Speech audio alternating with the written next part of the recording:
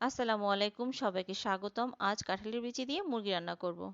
প্রথমে চুলায় একটা হাঁড়ি বসিয়ে দিব, দিয়ে দিব হাফ কাপ তেল।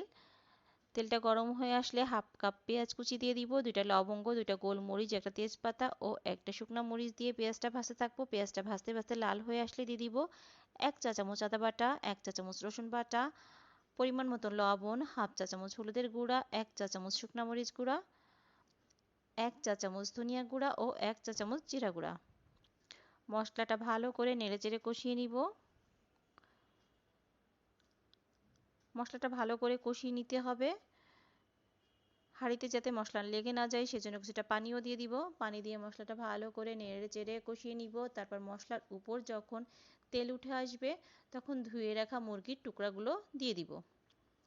মুরগির টুকরা ভালো করে মশলার সঙ্গে নেড়েচেড়ে মিশিয়ে নিব। এভাবে কিছুক্ষণ নেড়েচেড়ে কষিয়ে নিব। মুরগির টুকরা কিছুক্ষণ নেড়েচেড়ে কষিয়ে নিয়ে দিয়ে দিব কয়েক টুকরা আলু। আলুর সঙ্গে মুরগির টুকরা আবার কিছুক্ষণ নেড়েচেড়ে কষিয়ে নিব। এভাবে কিছুক্ষণ কষিয়ে নিয়ে ঢেকে রাখবো।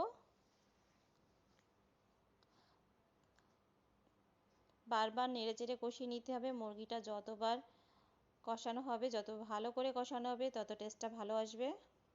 তারপর দিয়ে দিব কাঁঠালের বিচি। কাঁঠালের বিচিটা আমার হাফ সিদ্ধ করা ছিল, ডিপ ফ্রিজে ছিল, সেজন্য পরে দিয়েছি। তারপর কিছুক্ষণ নেড়েচেড়ে পানি দিয়ে দিব। তারপর দিয়ে দিব গরম মশলা বাটা, হাফ চা চামচ এলাচ বাটা ও হাফ চা চামচ দারুচিনি বাটা। তারপর কিছুক্ষণ জাল করলেই আমার মুরগি রান্না কমপ্লিট হয়ে যাবে। সবাইকে ধন্যবাদ আমার ভিডিওটা দেখার জন্য।